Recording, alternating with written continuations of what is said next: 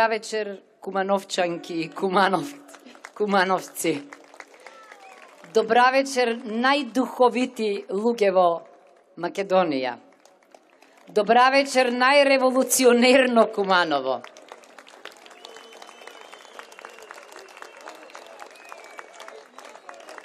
Неверојатна инспирација сте за говор. Ама вечерва јас ќе почнам со ова што го гледам пред мене. Жена за председател. Благодарам.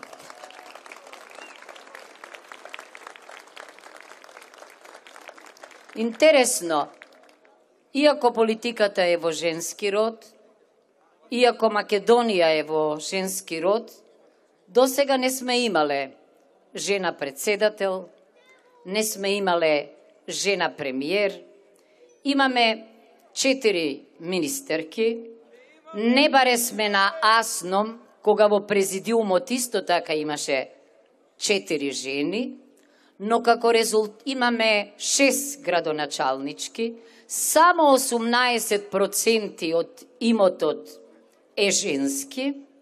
Нели е ова вистински предизвик за промена?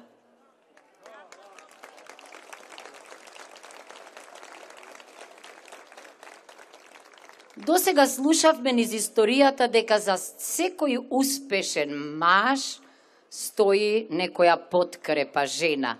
Мислам дека е време за промена. Да речеме дека за секоја успешна жена стои прекрасен маж, која разбира и поддржува. Само тогаш ќе имаме одговорно родителство, извонредни семејни заедници, разбирање, ама и политика во која и низ женски очи ќе се гледаат политичките процеси, односи, институции, а тие се тогаш посуптилни и ние жените поседуваме посебни оружја за решавање на политичките прашања. Ќе се обидам да го потврдам и да го докажам ова. Значи, за нас жените предстои битка за гордо за Македонија, а случајно или неслучајно во моето име има нешто што е гордо.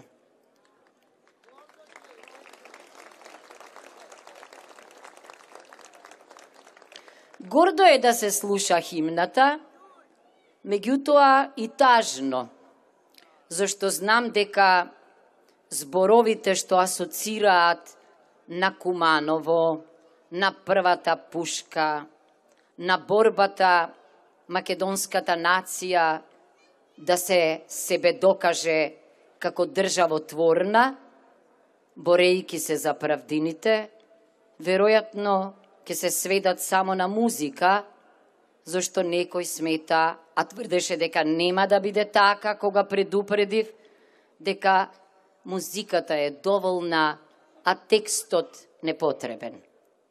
Веќе кажав, ако знамето, грбот и химната се државни символи, тогаш оние кои ја представуваат државата, а државата не се тие, туку сме ние, имаат уставна должност да го почитуваат уставот и законот за химната, а веќе почнаа да го кршат, заборавија дека се носи со важно двотретинско мнозинство, што зборува за тежината на химната, зашто тамо каде што е химната, тамо е и државата.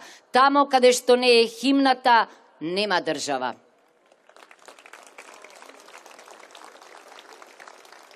Не, тие не се држава, тоа сме ние. Тој не е држава, тоа сум јас. Ние сме државата и ние ќе си ја пееме химната таква каква што е, и со зборови, и со музика. Само тогаш таа носи јасна, вечна порака. Жените имаат потрнлив пат од мажите, велат, бидејќи знаете ли дека 3 пати повеќе работат, тоа е докажано, ама ако 3 пати повеќе работите, тогаш сте поискусни, побогати, поспособни, поидејни, и мислам дека е време да го покажеме и докажеме тоа.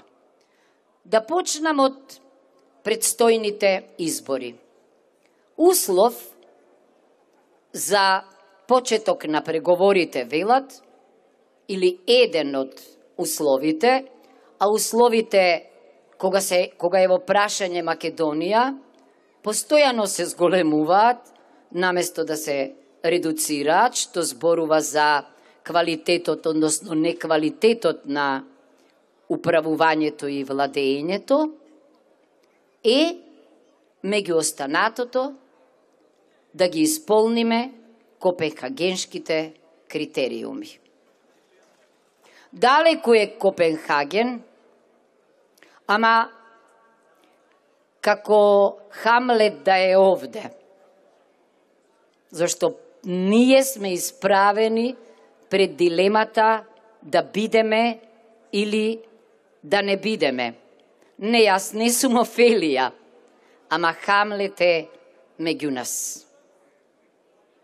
Се разбира дека да се биде и да не се биде, за некој е да се потпише договорот кој навистина значи можност за решавање на едно прашање, ама јас се плашам дека не е тоа решение, туку дека отвара многу нови дилеми.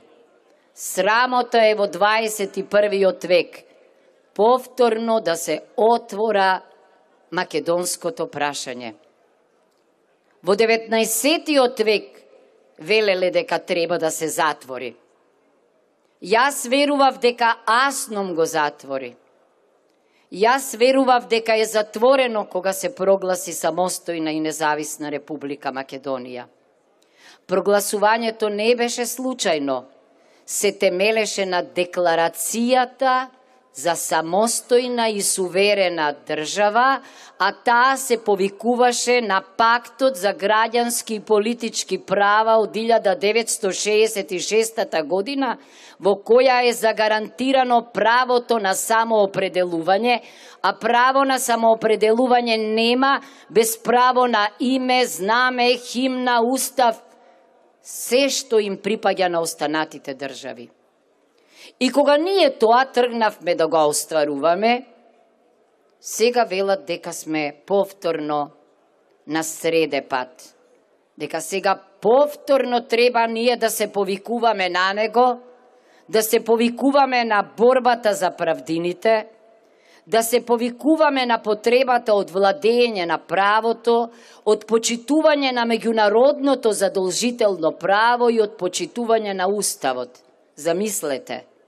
А шетаат низ земјава политичари кои не убедуваат дека па политиката е најважна, па и не мора да биде во границите на правото, ако целта кон која сме се стремеле била толку висока и се викала ЕУ и НАТО.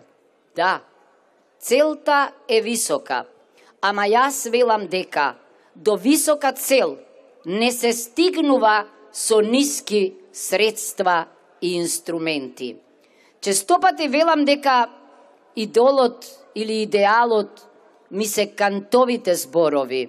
Еден умен германски филозоф, кој што вели дека ниту една цел, колку и да е висока, не смее да ги оправда средствата.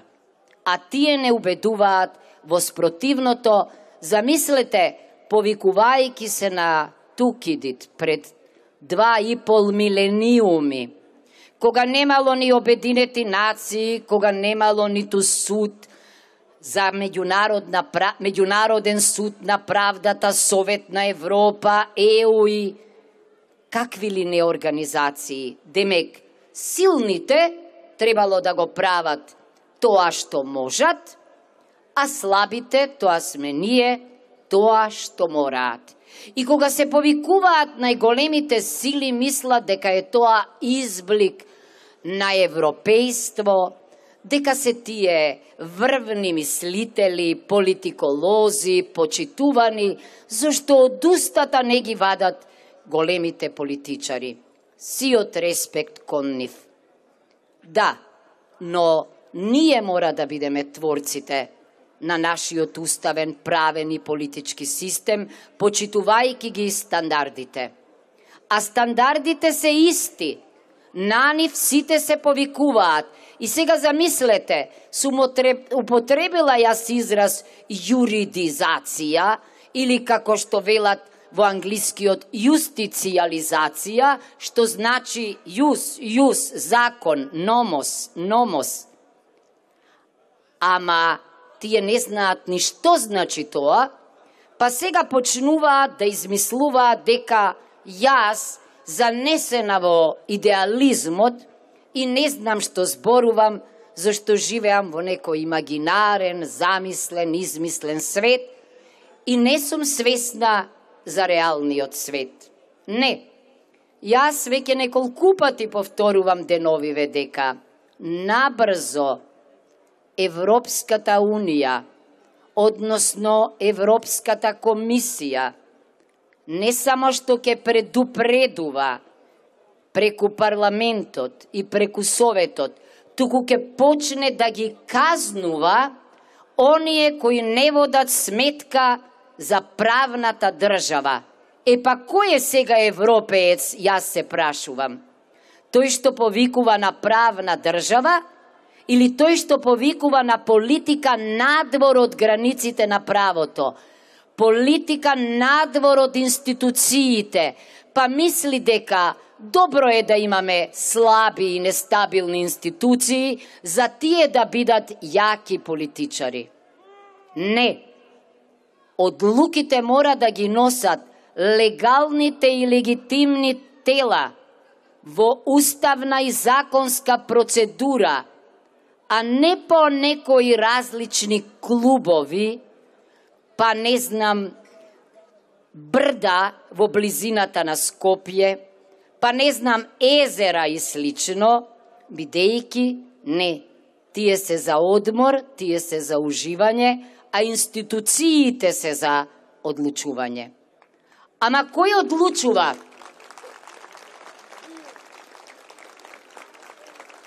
Дали одлучуваат во нашите институции пратениците?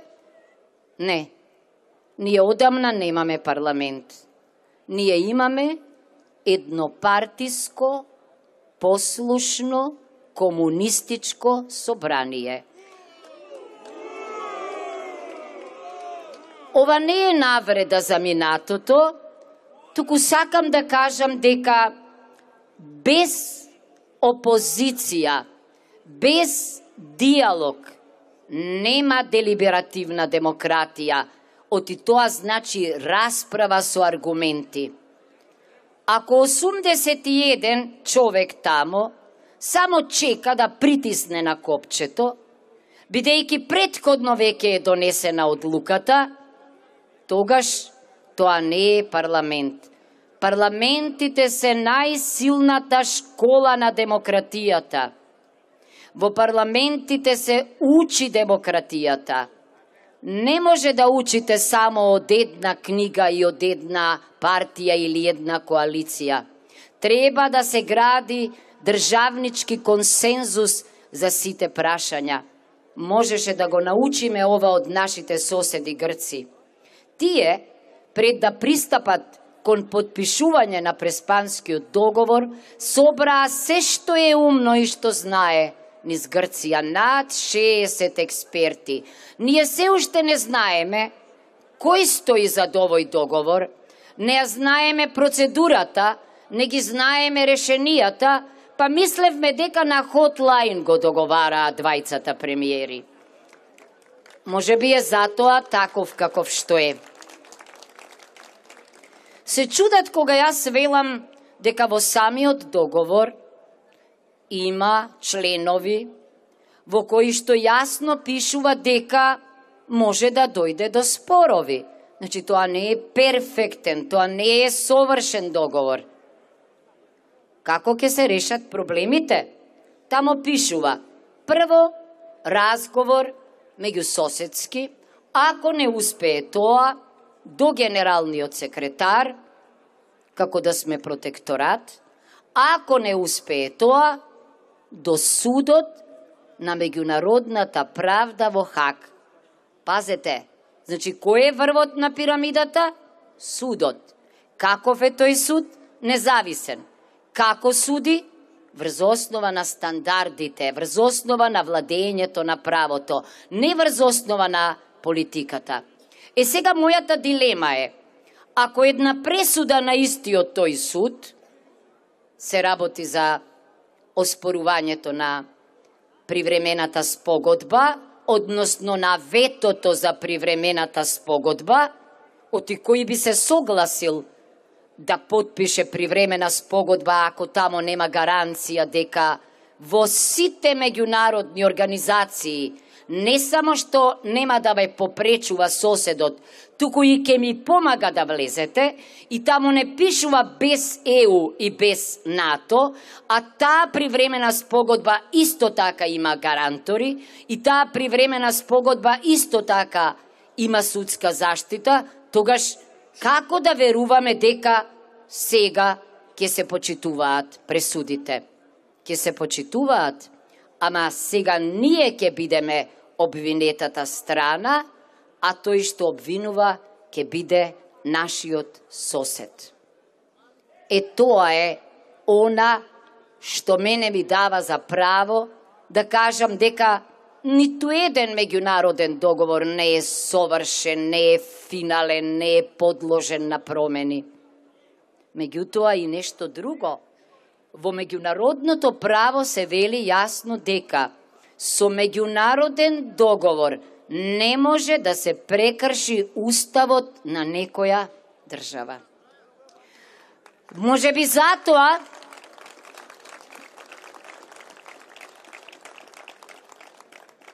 сами си го сменивме уставот. Сами си го сменија уставот тие 81 и тоа во незаконска постапка. И дури и кога побараа збор на референдумот, а референдумот беше неуспешен, а во Преспанскиот договор пишува дека ако референдумот биде успешен и ги потврди со тоа решенијата од Преспанскиот договор, тогаш ќе биде валиден. Тие заборавија дека не се суверенот, туку дека ја украле волјата на суверенот, ја субституираа и си го донесоа, си ги усвоија уставните измени. И така, драги кумановчанки и кумановчани, сега во преамбулата пишува дека вашите татковци, мајки, дедовци и баби се бореле за Северна Македонија. Така пишува.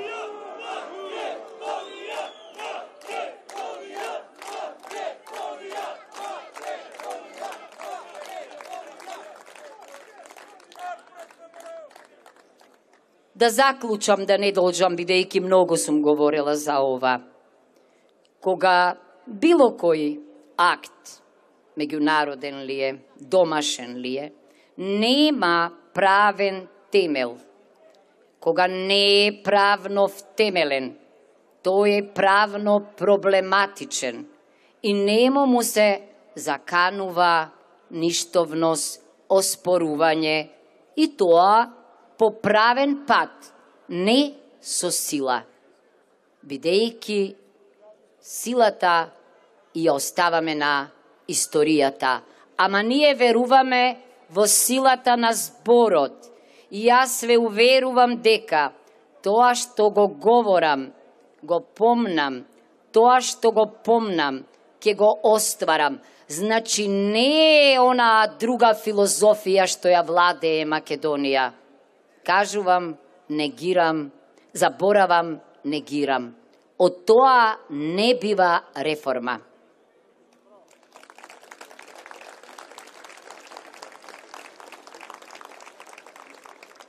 Се ближат изборите, затоа сум јас овде, и ве уверувам дека, си признавам скромно, никогаш не сум посакувала да, нити сум размислувала да бидам председател на Република Македонија, секогаш сум сакала да бидам учителка.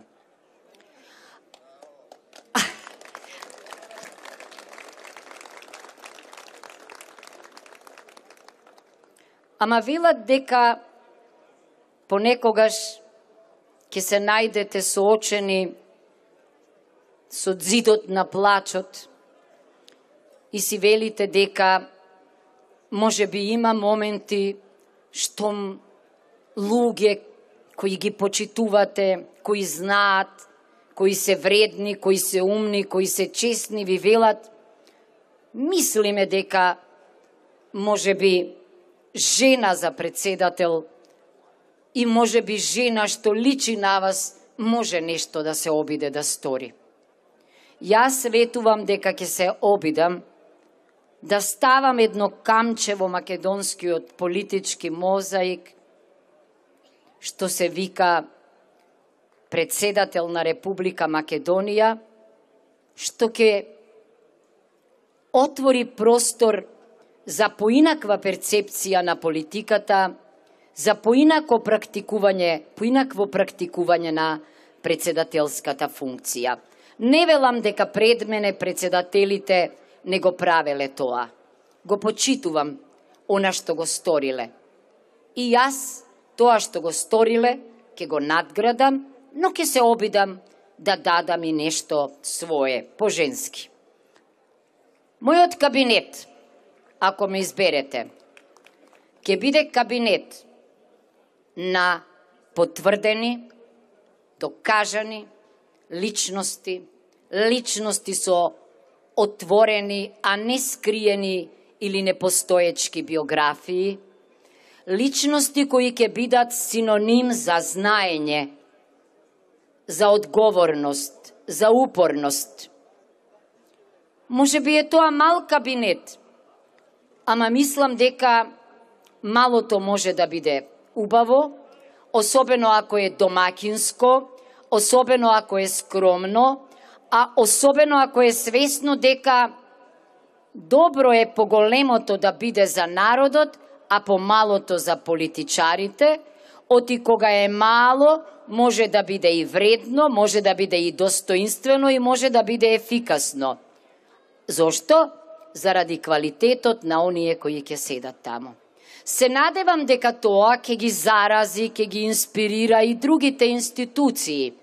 Не само да се феминизираат во управувањето, туку да водат сметка за она што ни е заедничко, што не прави посебни, знаењето, упорноста, умот.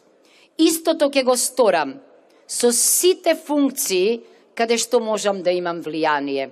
Уставниот суд, Советот за безбедност, гувернерот, шефот на генералштабот, генералите. Тоа ќе биде убава слика на Македонија, вредна слика.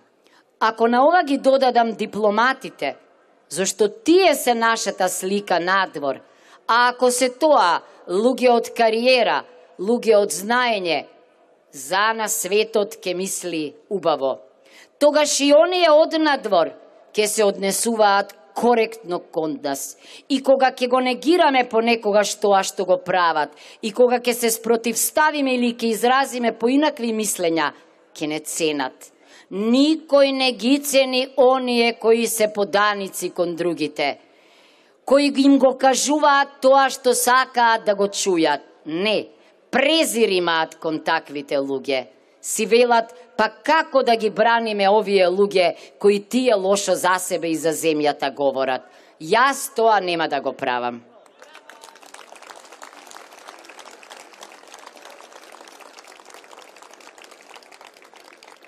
Секогаш кога пред мене намаса ќе се најде закон што по консултации со тие експертите околу мене ќе заклучиме дека го крши Уставот, нема да го подпишам, ќе ставам вето, но ќе побарам заради граѓаните, заради вас, да го образложам ветото пред пратениците, оти имам право на обраќање.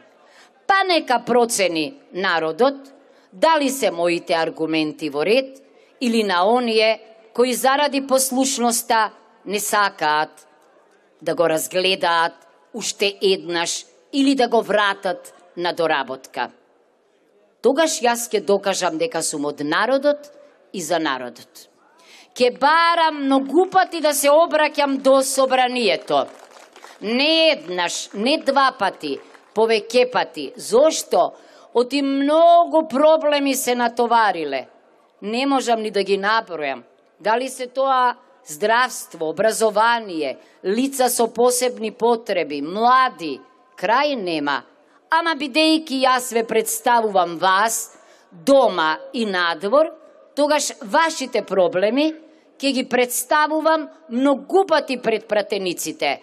Ама за да може истовремено покрај нив и вие да ги слушате, па да направите демократски притисок на нив. Се разбира, свесна сум дека ЕУ и НАТО беа и останаа стратешка цел на Македонија. Го кренаа знамето на ЕУ, уште пред да влеземе во ЕУ, и очекувам во јуни може и да го кренат знамето, на НАТО, на ЕУ, може би, за да скријат дека господинот Хан ќе ни соопшти, многу сторивте, подпишавте преспански договор, ама потребна ви е подготвителна фаза за да може да посегнете по вистински реформи во владењето на правото, во економијата, да почнете борба со корупцијата и криминалот, да го сузбиете непотизмот, да имате објективни и независни медиуми, крај немаат овие недовршени работи. Ама од реформите на реформската влада и од животот ветен ништо не остана. Остана пузда е животот кучешки, како што велеше еден прекрасен поет. Ние мораме да ставиме крај на тој живот. А јас сум голема миленичка на животните, па имам и куче дома и сакам и тоа убаво да живее. Мислам дека се потребни не само промени на председателските избори, оти промената е брана против концентрацијата на власта на едно место, а тие толку многу власт собраа околу себе, што човек не знае веќе дали има и локална самоуправа во Македонија, а јас божем предавам таму и тврдам во Советот на Европа дека без децентрализација, како еден од темелите на Европа, нема демократија. И замислете како се чувствувам кога ми велат најслабата карика во децентрализацијата во Македонија е Министерството за локална самоуправа. Ептен добро. Замислете, моторот станал главна кочница. Ни трак, ни глас од рамномерен регионален развој. Скопје и пустина. За срамота е тоа. Ако ние ги развиваме сите овие прекрасни места што јас ги поминав деновиве, инспирирана од вас, црпејки ви ја енергијата и давајки ви ја мојата, тогаш не знам каде одиме ние. Зашто проблемите на граѓаните најдобро се решаваат тамо каде што се раѓаат. Не се гледаат проблемите на Куманово од Скопје подобро. Тоа не го прават, ни тоа не го прават. Затоа не е доволно да добиете председателка на државата, туку е потребно да му дадеме шанса на премиерот да си ја исполни речта дека ќе распише предвремени парламентарни избори.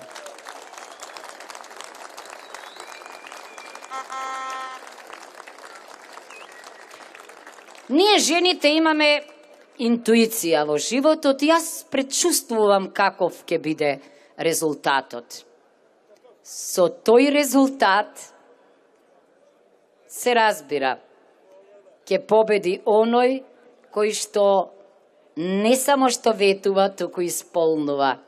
Ќе си замине на заслужен одмор оној кој го потрошил времето во ветувања, ама не и во исполнувања. А ние ќе си ги реализираме, ќе си ги освоиме ќе си ги повратиме нашите правдини, правдата за Македонија, татковината за која Бернард Шо велеше дека никогаш не може да се смени.